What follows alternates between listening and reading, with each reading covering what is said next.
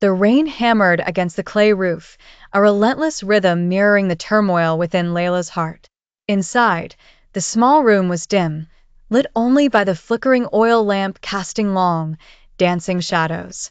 Her father, Imam Hassan, lay on the simple mat, his breath shallow and uneven.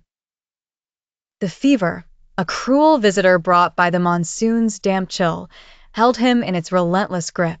Layla, just 17, had always found solace in her father's wisdom, his gentle recitations of the Quran, his stories of prophets who endured trials with unwavering faith.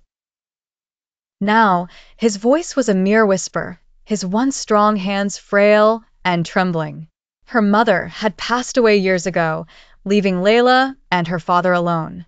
Their small community, nestled beside the overflowing river, had always been their world. But the river, once a source of life, now threatened to consume them, its swollen currents carrying disease and despair. Ya binti, Imam Hassan murmured, his eyes fluttering open, recite Surah Ar-Rahman. Layla's voice, though trembling, filled the room with the beautiful verses. The words echoed the promise of Allah's mercy, even amidst hardship. She remembered her father teaching her these verses, explaining their meaning, and how they offered comfort in times of need. As she recited, her tears mingled with the rain streaming down the window pane. She thought of her future, once filled with dreams of learning and serving her community, now shrouded in uncertainty. Who would guide her now? Who would teach her the wisdom her father had imparted? The hours bled into the night. The rain continued its relentless assault, and Imam Hassan's breathing grew weaker. Layla held his hand, her heart aching with a grief she had never known. "Layla," he whispered, his voice barely audible, "remember? Allah is with you. Do not lose faith." His eyes closed, and his hand grew cold. Layla's recited verse faltered, and then ceased. The silence in the room was deafening, broken only by the relentless drumming of the rain.